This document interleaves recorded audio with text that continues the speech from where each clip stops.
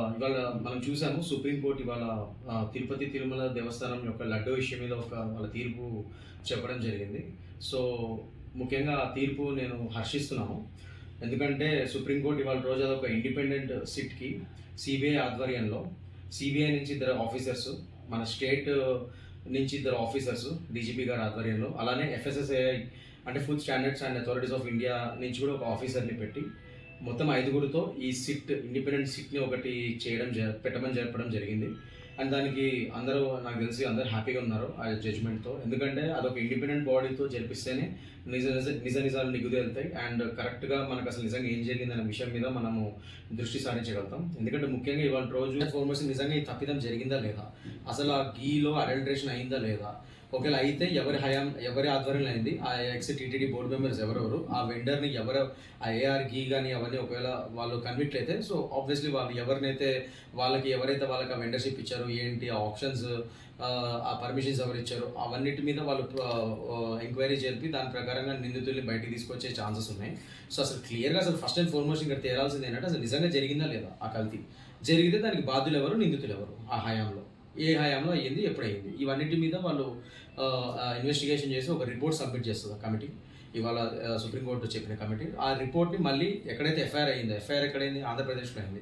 So అదే Andhra Pradesh state గవర్నమెంట్కి ఆ రిపోర్ట్ని ఇస్తారు. వాళ్ళు ఇచ్చినప్పుడు సో ఆంధ్రప్రదేశ్ దాన్ని ఆ రిపోర్ట్ ఆధారితంగా కేసు ఫైల్ చేసి దాన్ని నెక్స్ట్ కోర్టులో ప్రాసిక్యూషన్కి తీసుకెళ్తారు. ఈ లడ్డు విషయం ఎప్పుడైతే బయటకు వచ్చిందో, ఈ లడ్డు అడల్ట్రేషన్ విషయం ఎప్పుడైతే బయటకు వచ్చి అందులో కల్తీనే వాడారు, అందులో జంతువుల ఆనవాళ్ళు, యానిమల్ ఫ్యాట్ ఇలాంటివన్నీ వచ్చాయన్న విషయం తెలిసినప్పటి నుంచి నాలాగే చాలామంది కోట్ల మంది భక్తుల మనోభావాలు దెబ్బతిన్నాయి. సో దాని గురించి మేము చాలా ఫీల్ అయ్యాం కూడా అప్పుడు.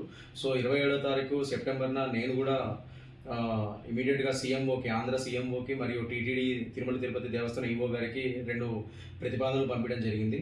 అందులో క్లుప్తంగా చెప్పాలంటే ముఖ్యంగా మన హిందూ టెంపుల్స్ని ఎలా కాపాడుకోవాలి అండ్ ఎఫ్ఎస్ఎస్ఐ ల్యాబ్ టెస్టులు అన్ని టెంపుల్స్లోనూ, ముఖ్యంగా లడ్డు ప్రసాదమే కాకుండా వడ మరియు పులిహార లాంటి వాటిలో కూడా టెస్టులు చేయాలి ఖచ్చితంగా. అండ్ ఈ ఎఫ్ఎస్ఎస్ఐ ఆధ్వర్యంలో ఉన్న ల్యాబ్స్నే టెస్టుల కింద టెస్ట్ చేయాలని చెప్పి నేను ప్రతిపాదించడం జరిగింది.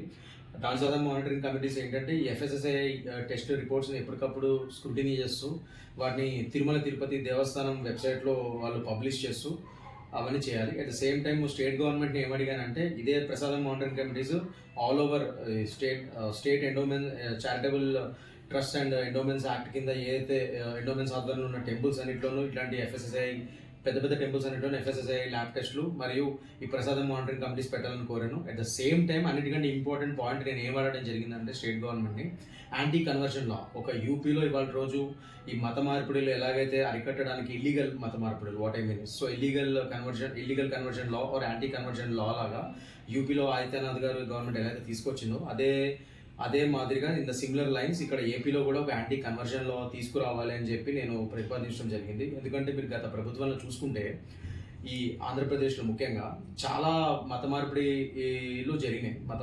The highest Andhra Pradesh is second after Tamil Nadu in India in conversion rate. So Tamil Nadu తర్వాత ఇవాళ రోజు దేశంలో హైయెస్ట్ మత మార్పిడి జరిగేది ఆంధ్రప్రదేశ్లోనే. ముఖ్యంగా గత గవర్నమెంట్లో చాలా జరిగింది, అది రిపోర్ట్స్ ఉన్నాయి, సో మీరు ఆన్లైన్లో చెక్ చేసుకున్నప్పుడు తెలుస్తుంది. సో ఇలాంటి మత మార్పిడులు ఆగాలి అనుకుంటే ఖచ్చితంగా ఒక యూపీ మాదిరిగా ఒక యాంటీ కన్వర్షన్ లా వస్తే అప్పుడు ఖచ్చితంగా మత మార్పిడులు, ఇలాంటి బలవంతపు మత మార్పిడులు, ప్రలోభాలకి లోబడి మత మార్పిడులు ఇలాంటివన్నీ ఆగిపోతాయని చెప్పి నా నమ్మకం. అప్పుడు ఆ విధంగా మన హిందూ ధర్మాన్ని మనం కాపాడుకోగలుగుతాం. అలానే ఇవాళ రోజు పవన్ కళ్యాణ్ గారు ఒక గొప్ప ప్రతిపాదన తీసుకొచ్చారు. అది సెంట్రల్ లెవెల్లో సనాతన ప్రొటెక్షన్ బోర్డ్ అని ఒకటి తీసుకురావాలని చెప్పి. That's a very good thing. నేను దాన్ని హర్షిస్తున్నాను ఖచ్చితంగా. అండ్ నిజంగానే ఇప్పుడు నేను అడిగిన ప్రతిపాదనలు ఏవైతే ఉన్నాయో అవి కూడా సిమిలర్ లైన్స్ అందులో ఆయన పెట్టిన పాయింట్స్లో అన్నీ మ్యాచ్ అవుతున్నాయి ఆల్మోస్ట్. సో నేను చూడటం జరిగింది ఆయనది వారాహి సభ కూడా.